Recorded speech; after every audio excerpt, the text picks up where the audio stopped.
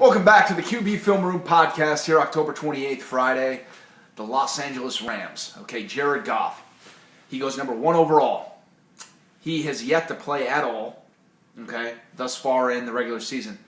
The Rams staff, Jeff Fisher, continues to talk him down. They're not propping him up at all. It's almost like this Jared Goff pick, was purely from the ownership level. Purely. You can argue and say that perhaps Les Snead, the Rams general manager, had a hand in this. But Jeff Fisher clearly does not like Goff. The offensive staff clearly does not like Goff. Case Keenum continues to get extended opportunities in LA to prove that he can be a starter. And he's performed okay at times against Detroit. He had a really, really good game against Detroit. Now, last week he had a clunker in London against New York, throwing 4 picks. There were miscommunications left and right between Keenum and his receivers, offensive linemen.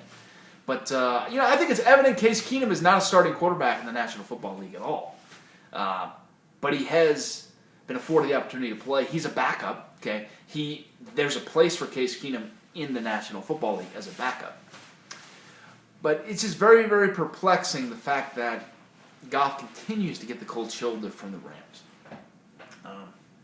Is he really that ill-equipped to play?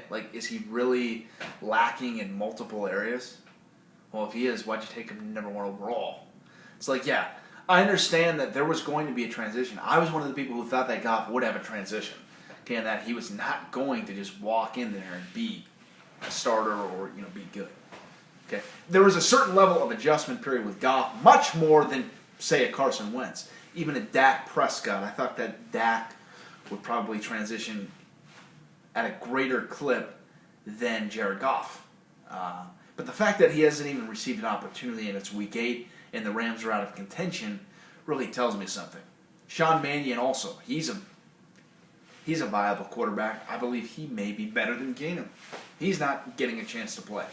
But enough about the Rams. Really, really depressing stuff come from the Rams. Who the fuck wants to talk about them?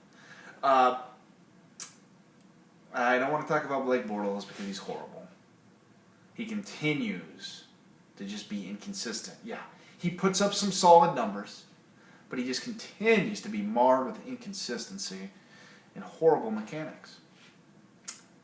The last thing I wanted to talk about was Marcus Mariota. You're right. Okay, so Mariota's been playing pretty well. He's been progressing since week 1 until now.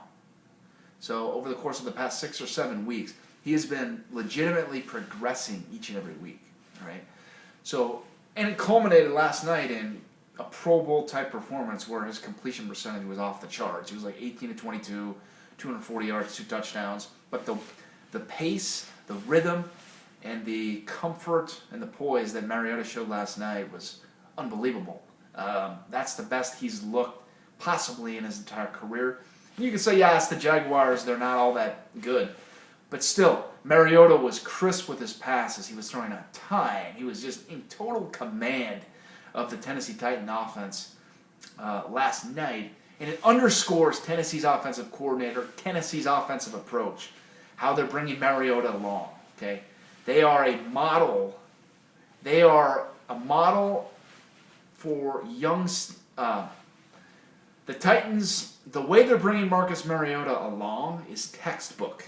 They're incorporating past Oregon concepts. They're setting him up so he's not in 3rd and long situations. They're throwing play action. They're scheming up under center play action down the field concepts on early downs.